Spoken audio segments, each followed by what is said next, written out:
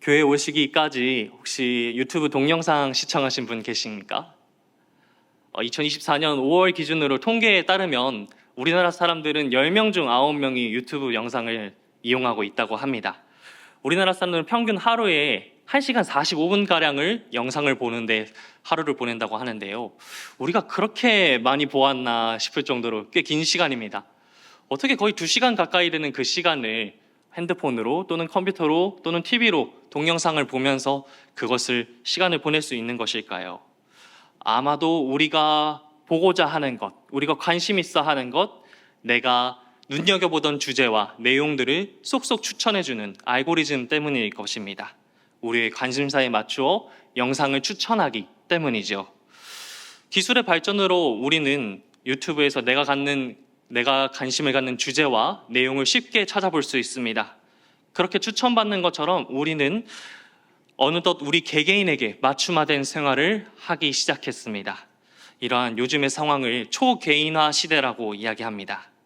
시간과 공간의 한계를 뛰어넘어서 개인의 상황과 특성, 취향에 따라 맞춤화된 제품과 서비스를 제공받는 것을 이야기하는데요. 인터넷 쇼핑할 때도 내가 필요로 했던 것, 내가 찾으려고 했던 것을 눈에 띄게 추천받는 경우가 종종 있습니다.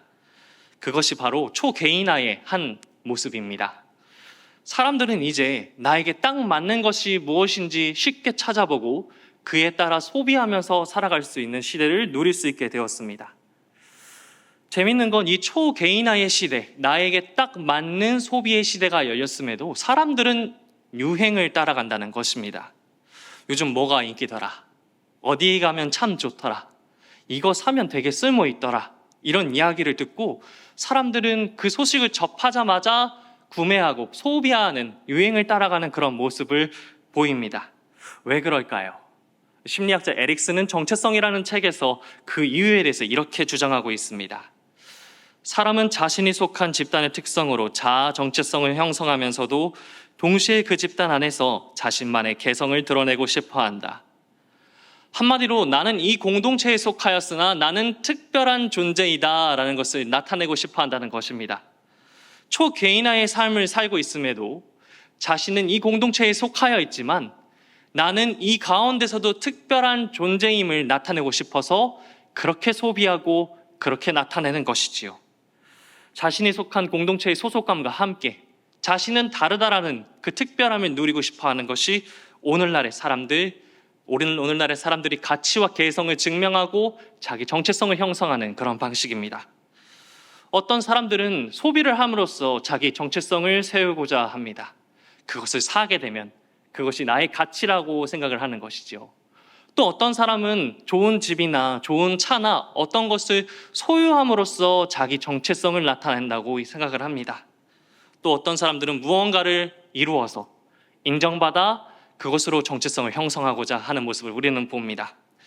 사람들은 각자가 좋다고 생각하는 방식으로 무언가를 이루어가면서 무언가를 생각하면서 살아가는 모습입니다. 우리는 어떠합니까? 우리는 어떻게 살아가고 있습니까? 하나님을 믿는 우리는 어떻게, 무엇으로 추구해야 할지 우리 오늘 말씀을 통해서 함께 살펴보길 원합니다. 우리가 추구해야 할 삶의 방식을 오늘 고린도 교회에 전해진 말씀을 통하여서 함께 나누고자 합니다. 고린도 교회는 공동체에 속하고 싶어하는 그 소속감과 자기 가치와 자기 정체성을 증명하고자 하는 욕망이 교회 안에서 충돌했던 그런 교회입니다. 사도 바울이 복음으로 세웠던 이 교회는 어느덧 4가지 분파로 나뉘어져 분쟁하고 분열하게 되었습니다. 이 당시 4가지 분파로 나뉘어졌던 이 고린도 교회의 모습을 살펴보면 다음과 같습니다. 바울파와 아볼로파, 게바파와 그리스도파입니다. 첫 번째로 바울파는 그리스도의 복음을 통하여서 고린도 교회가 세워질 때 바울을 따르는 사람입니다. 바울을 통해서 하나님을 믿게 되었기 때문에 바울이 고린도 교회의 설립자이기 때문에 바울을 따르는 사람들입니다. 두 번째로 아볼로파입니다. 아볼로는 성경과 율법을 잘 알고 있었고 이를 조리 있게 힘차게 설명할 수 있는 능력이 있었기 때문에 많은 사람들이 따랐던 사람입니다. 세 번째로는 게바파입니다. 예수님의 곁을 따랐던 게바, 베드로의 권위를 인정하며 그를 따라야 한다고 생각했던 사람들이 바로 여기에 속해 있습니다. 그리고 마지막으로 그리스도파입니다. 게바나 아볼로나 바울과 같은 사람들의 가르침과는 달리 자기들은 예수 그리스도와 교제하고 있다고 생각하며 부활의 증언만이 우리에게 중요하다고 여기며 한 분파를 세운 그런 사람들입니다. 분명 고린도 교회 성도들은 복음으로 믿음을 받았고 그리고 예수 그리스도께서 누구인지 깨달은 사람들일 텐데 어떻게 이렇게 네 가지 분파로 교회가 나누어지게 되었습니까? 그렇게 다투는 이유는 무엇일까요? 고린도 교회는 공동체에 속해져 있지만 자신들은 다른 사람과 달리 지혜롭다, 능력 있다라고 말하고 싶어 했기 때문입니다. 바울에게서, 아볼로에게서, 게바에게서 그 지혜와 능력이 나온다고 생각했고 그리고 자기들만이 예수 그리스도와 교제하는 사람들이라고 생각했습니다. 자기가 속하는 분파에서 그 공동체의 소속감을 누리면서 자기는 다른 사람과 달리 지혜롭다, 능력 있다 말하고 싶어하는 이들의 심리가 그러합니다. 그래서 그들은 자기에게 맞는 쪽으로, 자기가 능력 있다 생각하는 쪽으로 분파를 속하여 그리고 나아가는 것입니다. 고린도 교회 성도들은 복음을 완전히 오해하고 있습니다. 그로 인해서 자기들이 무엇으로 어떻게 무엇을 추구해야 할지 알지 못했습니다.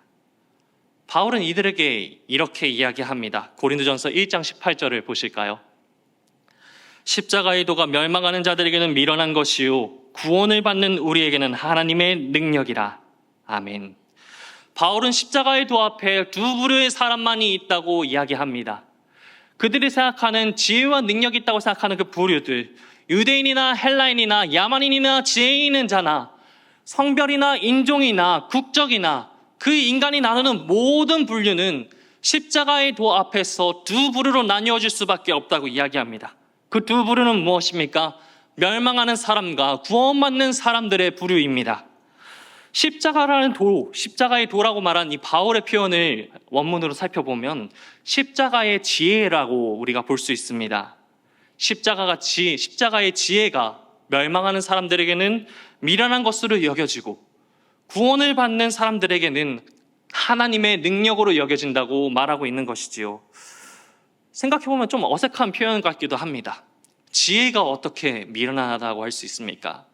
다른 것 아닌 십자가의 지혜가 말입니다. 바울은 그것이 십자가의 지혜가 미련한 것이 하나님의 방식이라고 설명하고 있습니다. 하나님은 사람들이 의지하는 지혜를 무의미하게 만드십니다. 고린도 교회 사람들이 이것이 지혜다, 이것이 능력이다 라고 말하는 것들을 쓸모없게 만드십니다. 십자가의 지혜 앞에서는 세상의 지혜가 무익하다라고 설명하고 있습니다. 고린도전서 1장 21절 말씀을 보실까요? 하나님의 지혜에 있어서는 이 세상이 자기 지혜로 하나님을 알지 못함으로 하나님께서 전도에 미련한 것으로 믿는 자들을 구원하시기를 기뻐하셨도다. 아멘. 세상의 지혜로는 하나님을 알 수가 없습니다. 죄로 인하여서 타락한 인간의 지혜와 능력으로는 하나님을 알 수도 없고 하나님을 이해할 수도 없고 하나님의 영광에 이를 수가 없음을 바울은 설명합니다. 그러므로 하나님은 전도에 미련한 것, 십자가 사건을 통하여서 자기가 구원하고자 하시는, 기뻐하시는 사람들을 구원하고자 그 방식을 사용하십니다. 십자가는 유대인에게 거리끼는 것이고 로마인에게는 미련한 것입니다.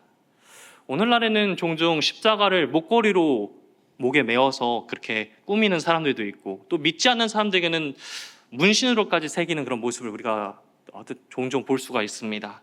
아마도 이 십자가가 멋지게 느껴져서 또는 매력적으로 다가왔기 때문에 사람들이 그렇게 하는 것이겠지요.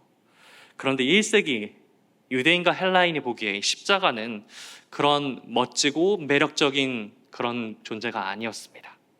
그들의 눈에는 교수들의 올가미 매듭을 목에 메고 다니는, 액세서리처럼 메고 다니는 그런 모습처럼 느껴졌을 것입니다. 신명기 21장 23절을 보면 유대인에게는 십자가는 하나님께 저주를 받는 사람의 형벌이라고 이야기하고 있습니다. 나무에 달린 시신을 방치하지 말라고 하나님이 말씀하셨습니다.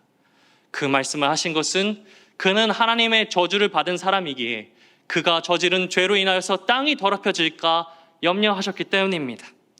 그렇기 때문에 이 율법에 따라서 유대인에게는 거리끼는 것이 바로 십자가입니다. 십자가를 바라보면 나무에 달려 하나님의 저주를 받은 사람이 그렇게 있는 것이기 때문에 그 상징을 보고도, 그 모습을 보고도 너무나 끔찍하고 혐오스럽고 당장 치워야 할 것으로 여겼을 것입니다. 헬라인이라고 다를까요? 로마의 정신이자 철학자인 키케로는 이렇게 말합니다. 십자가를 언급하는 것은 로마 시민과 자유민에게 합당하지 않은 것이기 때문에 십자가라는 단어를 로마 시민의 생각과 눈과 귀에서 멀리해야 한다.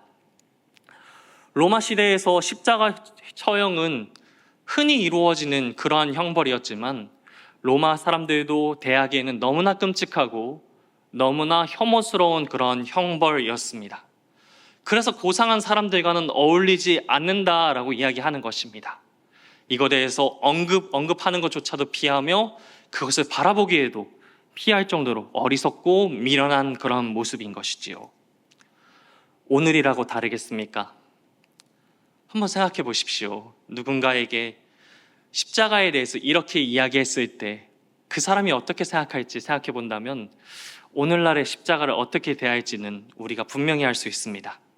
2000년 전 중동 어느 한 나라에서 정부 당국에 의해서 한 사람이 나무에 못 박혀 죽었습니다. 그 사람의 죽음이 우리의 삶을 좌지우지합니다. 그 사람의 죽음을 믿느냐 믿지 않느냐에 따라 당신과 세계 모든 사람의 운명이 결정됩니다. 우리가 복음, 십자가 구속의 은혜, 하나님의 은혜라고 고백하는 것은 예나 지금이나 믿지 않는 사람들에게는 터무니없는 그런 이야기입니다.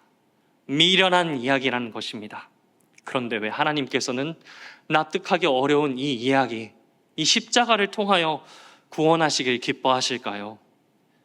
그리스도께서 우리를 위하여 저주를 받은 바 되사 율법의 저주에서 우리를 속량하셨으니 기록된 바 나무에 달린 자마다 저주의 아래에 있는 자라 하였음이라. 그것은 세상의 지혜와 능력으로 무엇을 해도 죄와 사망의 권세에서 벗어날 수 없는 우리를 위한 유일한 구원의 길이기 때문입니다. 오직 믿음으로만 구원을 받을 수 있기에 우리가 무엇을 한들, 우리가 어떠한 업적을 쌓든, 우리가 무엇을 공로로 얻든 그것으로는 우리가 구원에 이를 수 없기 때문에 오직 십자가의 보혈을 믿는 믿음으로 우리가 구원을 받도록 하나님은 정하셨습니다. C.S. 루이스는 하나님께서 이 십자가라는 미련한 것으로 어떻게 우리를 구원하고자 하시는지에 대해서 다음과 같이 설명하고 있습니다. 하나님은 정복하기 위해 몸을 굽히신다. 하나님은 우리가 그분보다 다른 모든 것을 더 좋아한다는 것을 드러낸다 할지라도, 그리고 이제 더 이상 더 가질 만한 것이, 더 나은 것이 없기 때문에 하나님을 찾아온다고 해도 우리를 소유하실 것이다. 하나님은 우리를 자녀 삼으시기 위하여 자기 자신을 겸손하게 낮추셨습니다. 우리가 하나님보다 다른 것을 더 좋아한다고 할지라도, 우리가 의지하던 모든 수단과 방법이 다 떨어졌을지라도 하나님을 찾는다면, 하나님을 찾는다면 하나님은 우리를 소유하시고자 하십니다. 존귀하신 하나님의 아들이 우리 죄값을 대신 치르기 위하여 치르신 그 대가를 살펴보십시오.